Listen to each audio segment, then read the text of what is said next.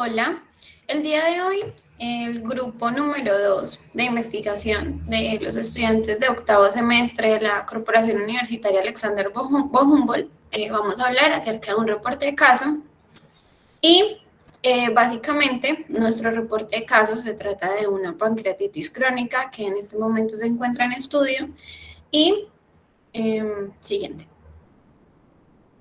Entonces vamos a definir lo que es la pancreatitis crónica como algo muy introductorio, que es una enfermedad inflamatoria del páncreas exocrino causada por una activación, una liberación intersticial y autodigestión de la glándula por sus propias enzimas.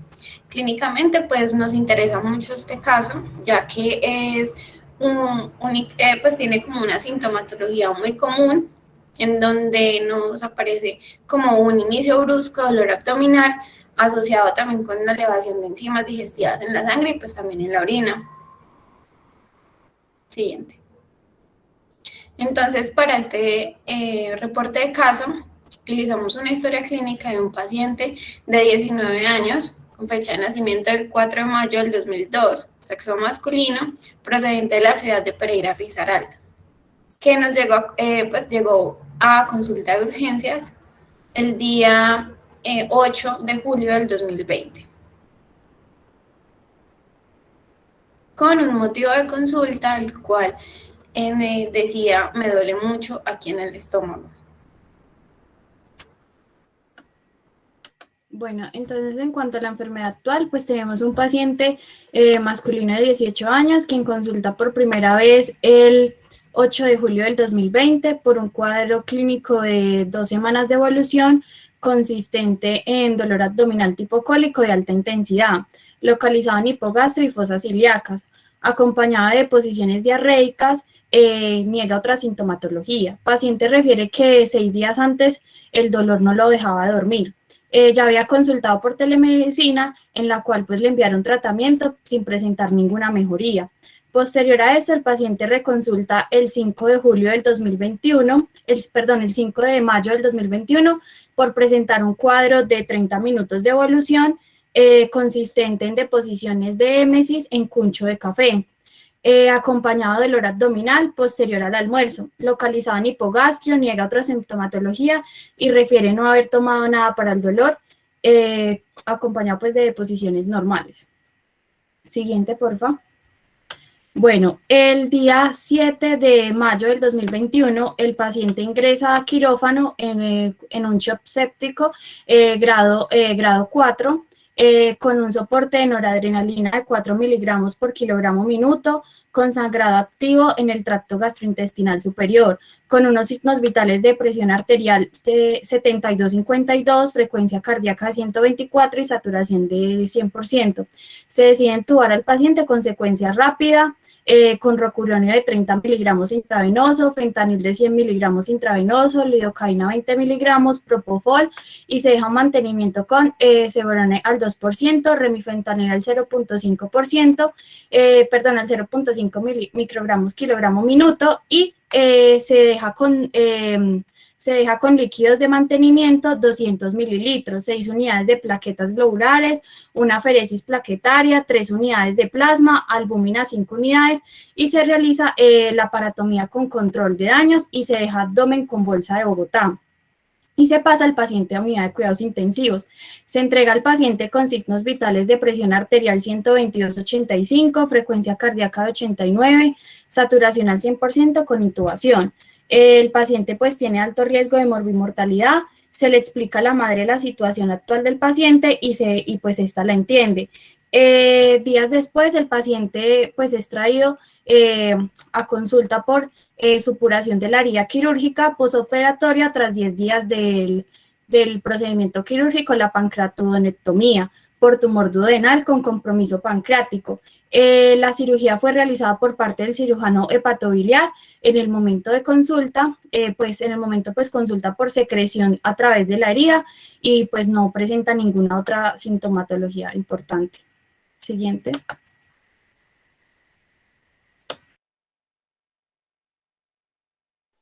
Bueno, en cuanto a la revisión por sistemas, tenemos que en cuanto a los síntomas generales, niega lo que es escalofríos, diaforesis, astenia, adinamia. En cuanto a la región de cabeza, niega cefalea, en ojos niega lo que es epífora, en oídos niega lo que es etalgia, torrea, prurito y pues dolor.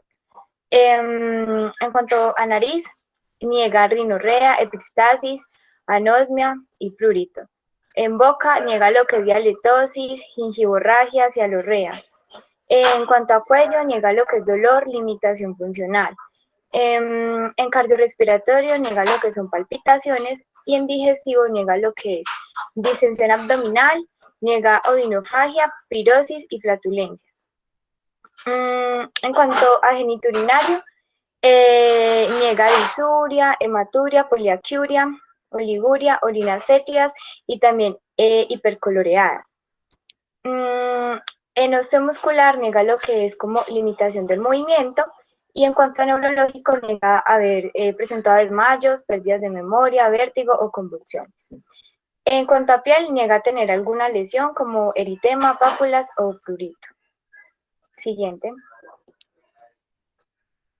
Bueno, en cuanto a sus antecedentes patológicos, tenemos que tiene una anemia microcítica y una gastritis crónica. En farmacológicos, el paciente consume lo que es omeprazol de inicio indefinido. Y en cuanto a los antecedentes tóxicos, niega, alérgicos también niega, y quirúrgicos presentó una pancreatoduodenectomía por un tumor duodeno. Siguiente. Bueno, en cuanto al familiograma, es importante que tengamos en cuenta que los padres del paciente son separados, tiene dos hermanos más, un hermano y una hermana de 10 años, y actualmente vive con la hermana, su mamá y pues él. Siguiente. En cuanto a datos del ámbito social del paciente, es importante que sepamos que la familia, adicional a vivir pues con la madre y la hermana, también vive con su tía. En cuanto a la religión, es ateo. A la educación, actualmente se encuentra estudiando para el ICFES, y también nos refiere que debido a lo que le pasó, pues quiere estudiar medicina, y se encuentra en preparación para esto. En cuanto a los amigos, refiere tener muy pocos. Y a su ocio, lo que le gusta hacer en los tiempos libres, ve televisión, sale a caminar y está con su novia, quien también nos refiere que ha sido un gran apoyo para él en esta situación.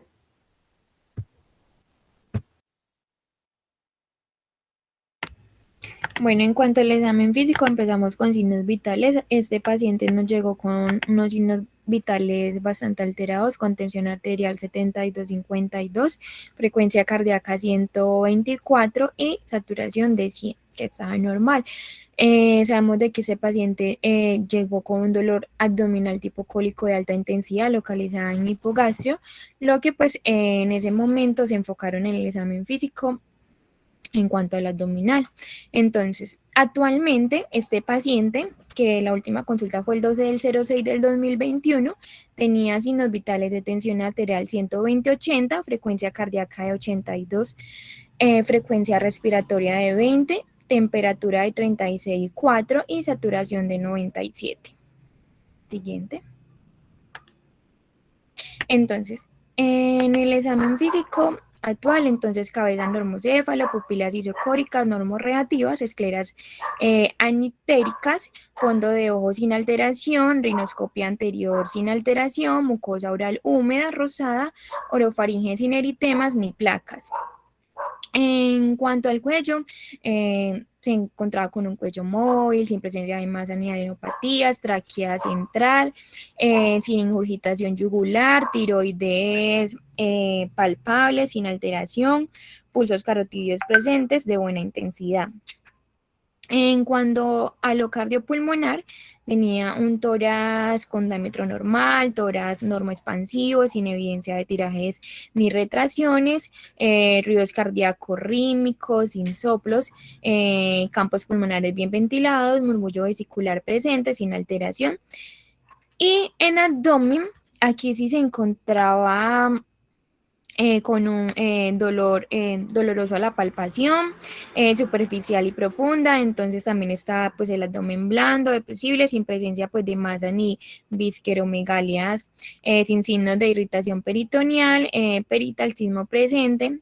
Se encontraba con una herida quirúrgica cubierta y con evidencia de drenaje de tipo purulento. ¿Sigue? En cuanto a lo genitourinario, entonces tenía puñopercusión renal negativa, puntos de pielo-ureterales no dolorosos. En cuanto a las extremidades, tenía las extremidades móviles, eutróficas, sin edema ni lesión, pulsos periféricos presentes, de buena intensidad, llenado capilar menor a 2 segundos, arcos de movimientos conservados, sin deformidades y normotónico. Y por último tenemos neurológico, que aquí ese paciente se encontraba alerta, orientado, globalmente los pares craneales sin alteración, pupilas isocóricas normorreactivas, movimientos oculares espontáneos. En cuanto al lenguaje era fluido, comprende, repetía, sin déficit motor o sensativo, fuerza de 5 a 5. En las extremidades contaba con los reflejos positivos, 3 de 3, simétricos, signo de Babinski negativo y sin signos de foco ni signos de meningios. Y por último, en la piel, entonces no tenía pues hematomas secundarios, hematomas secundarios a anticoagulación o alteración de coloración. Siguiente. Bueno, ya pasando al siguiente apartado, tenemos el análisis del caso problema, dentro del cual encontramos resumen de datos positivos, el resumen de identificación y los signos, y pues la contextualización como tal del caso, lo cual iremos desglosando parte por parte para hacer de esto mucho más entendible.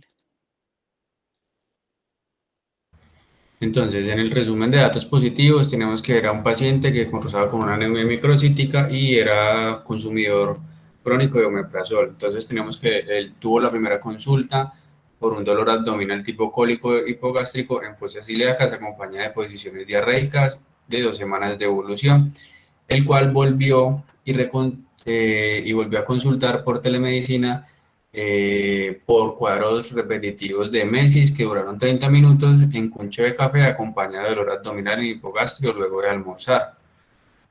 El paciente luego vuelve y consulta ya llegando en un shock grado 4, el cual se le aplica noradrenalina, 4 microgramos por kilogramo minuto y un sangrado activo gastrointestinal superior, el cual se decide entrar al quirófano y en ese momento presenta signos vitales con una tensión arterial de 72 sobre 52, frecuencia cardíaca de 124 y una saturación de oxígeno del 100%, donde se decide intubar rápidamente.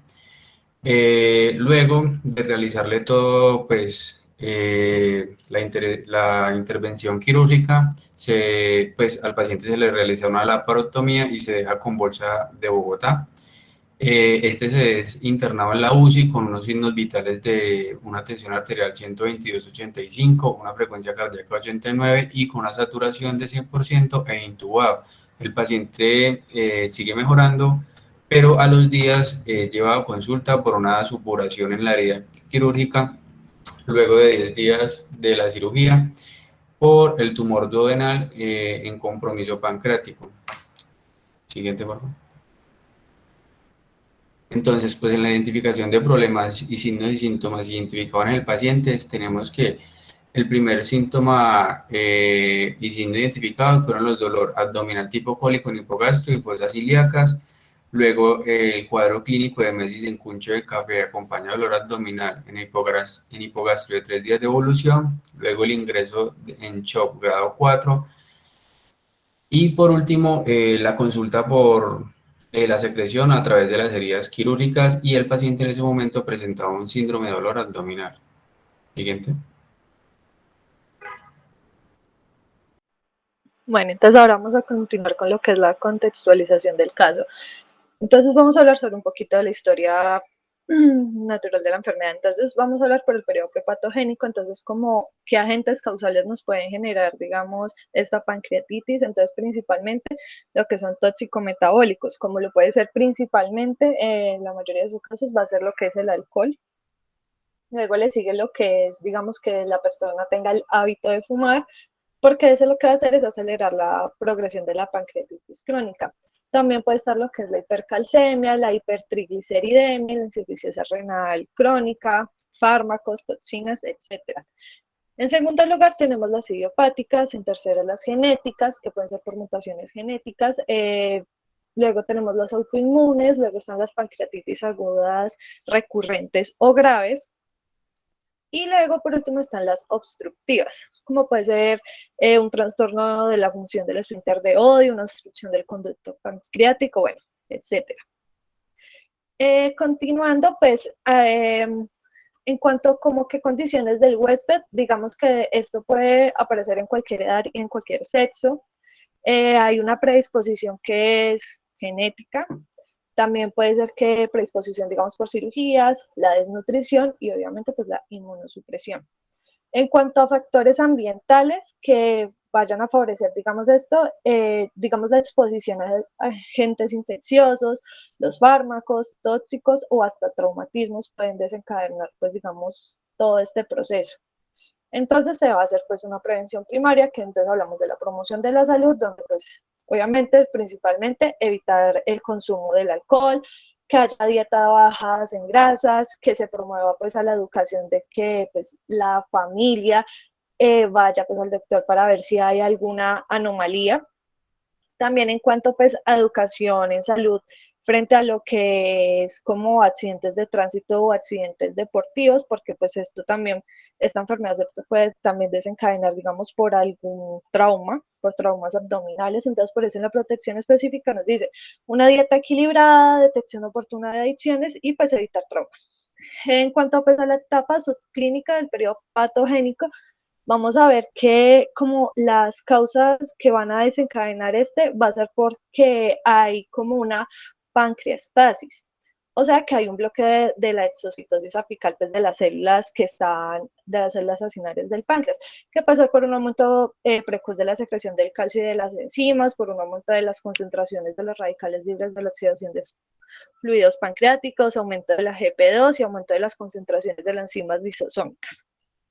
Y ya a nivel como histológico puede ser por una pérdida de los ácidos pancreáticos, que pueden aparecer, que esas primeras lesiones que empiezan a aparecer aparecen como en parches, que en cada vez que haya como una inflamación puede causar como esos focos como de necrosis, de grasa, y que pueden dar como a pseudoquistes, y que en la etapa pues final de va a aparecer como por la pérdida de ese tejido como secretor, esas van a haber desaparición de las células inflamatorias y y una intensa fibrosis.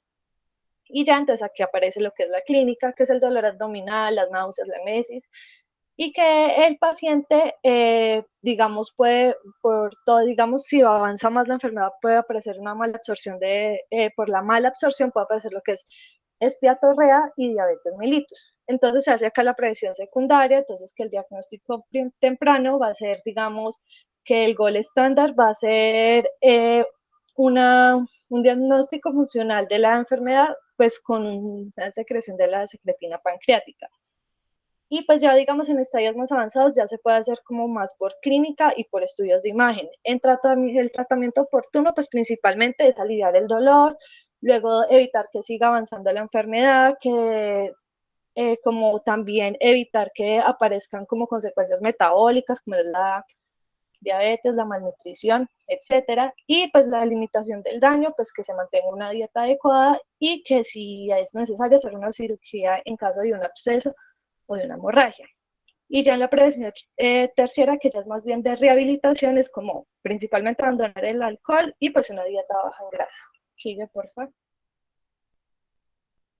Listo, entonces, en cuanto a la compresión de la situación orgánica, entonces vamos a tener lo que es en cuenta el dolor. Entonces, básicamente lo que pasa con el dolor es que, digamos, por toda, o sea, hay una activación de todo lo que son esas enzimas digestivas. Entonces se va a activar, al activarse todas estas enzimas va a haber pues una activación pues de todos esos mecanismos y va a empezar a aparecer como lo que va a desencadenar una cascada inflamatoria. Entonces, por eso es que empieza a aparecer este dolor. Entonces, vamos a ver que este dolor es característico, que aparezca en una parte central, en la parte como alta del abdomen, y que se puede irradiar hacia los lados. Y en ocasiones puede llegar hasta la espalda. En cuanto pues a la diarrea, digamos que en cuanto a lo que pasa con la pancreatitis, es que él va a producir, como se está produciendo menos enzimas, menos enzimas necesarias no se va como, o sea, se va a descomponer y se van a procesar los nutrientes de una manera menos eficiente. Entonces, al suceder esto, puede provocar lo que es la diarrea e igualmente esto puede llevar hasta la desnutrición y la pérdida de peso, así la persona siga consumiendo como la misma cantidad de alimentos o consuma más. En cuanto a lo que es el cuncho del café, básicamente este ocurre porque hay un sangrado de las vías digestivas altas y es porque hay un contacto entre pues la hemoglobina y pues el ácido gástrico, haciendo que esta se vuelva hematina, entonces por eso es de color oscuro. Esto suele como suceder por úlceras, la más puede ser por causa del Helicobacter pylori o hasta por el consumo de AINES. Listo, sigue. Bueno, entonces en cuanto a los diagnósticos diferenciales, pues es importante tenerlos en cuenta por la clínica que presenta el paciente. Entonces, en estos vamos a encontrar lo que es una úlcera péptica perforada, un absceso hepático, una hepatitis crónica, el hilio mecánico, un cáncer de páncreas o lo que sería una diverticulitis. Siguiente.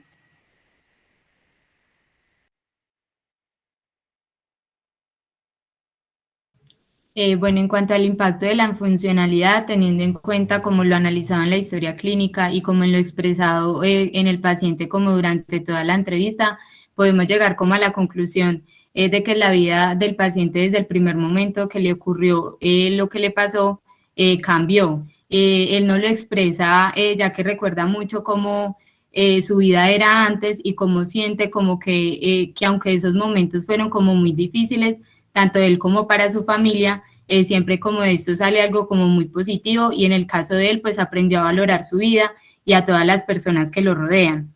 También nos expresó que actualmente pues como que vive su vida normalmente, aunque pues debe tener como ciertos cuidados debido como a todo el proceso por el que tuvo que pasar. Siguiente. En cuanto a la correlación clínico-paraclínica, los primeros paraclínicos nos van a permitir, como por medio de imágenes, detectar ya sean signos de inflamación, signos de infección o signos de lesiones que se encuentren, pues dependiendo de la parte que se esté examinando. Entonces, en el caso de lo que fue la tomografía axial computarizada de abdomen total y pelvis simple, en el paciente pues se logró como encontrar que había como una masa densa de tejidos blandos que era a nivel pues del duodeno y también se logró encontrar pues como una ligera cavidad que tenía como líquido, que tenía líquido libre y pues eso se encontraba en lo que era la cavidad abdominal y en la pelvis. En cuanto a la colangiografía con resonancia nuclear magnética, se logró observar que pues que no tenía como ninguna alteración, pero sí se logró como encontrar como que había como un pequeño engrosamiento parietal inespecífico en la región pilórica. También en cuanto a la esófago-gastroduodenectomía, debido pues como a la sintomatología y a la clínica con la que el paciente como que consultó, este examen fue como muy importante ya que él como que ayudó a descartar como una malignidad en el tracto examinado.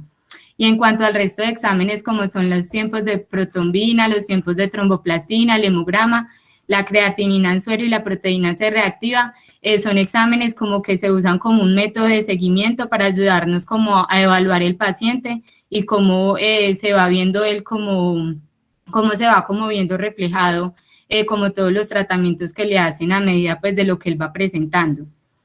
Siguiente. Bueno, dentro de las leyes diagnósticas, entonces se tiene una que es una de las más usadas y más importantes, que es la ley de los más frecuentes. En esta, entonces, vamos a tener en cuenta lo que son, o sea, esto se hace con base a la epidemiología y la prevalencia. Entonces acá tendríamos en cuenta lo que es la gastritis crónica en este paciente, la hemorragia gastrointestinal no especificada y la úlcera gástrica y enfermedad gastrointestinal, que ya más adelante vamos a ver que se va a dar lo que es una extensión a otros órganos por la misma enfermedad.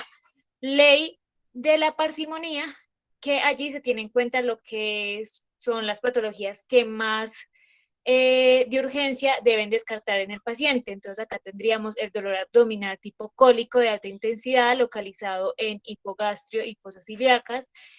Tendríamos la hemorragia de vías digestivas altas, la taquipnea, las deposiciones diarreicas, y esto nos lleva a concluir que posiblemente lo que tenemos acá es una úlcera gástrica secundario a lo que es la gastritis crónica y a la anemia crónica.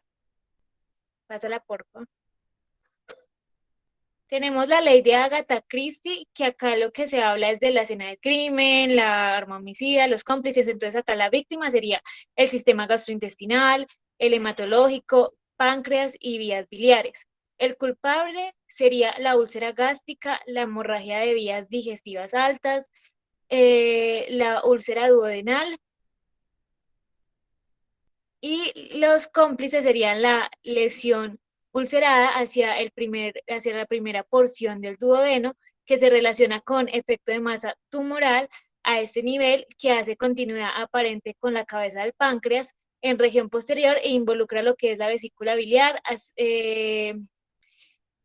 y también se ven múltiples adenopatías. Y ley de la prioridad, entonces allí se tienen en cuenta como los diagnósticos más importantes, que sería la úlcera gástrica Forrest 2A, la lesión de Ulafoy, que es la que causa que se dé una mayor hemorragia en este paciente, anemia crónica, la lesión neoplásica duodenal con extensión a estómago, páncreas y vesícula biliar.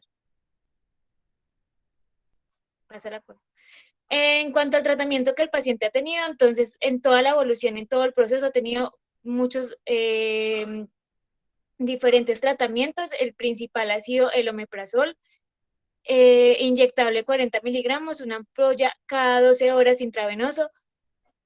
Reanimación, se ha dado reanimación electrolítica principalmente con lactato de Ringer. Morfina, solución inyectable 10 miligramos, una ampolla cada 8 horas intravenosa.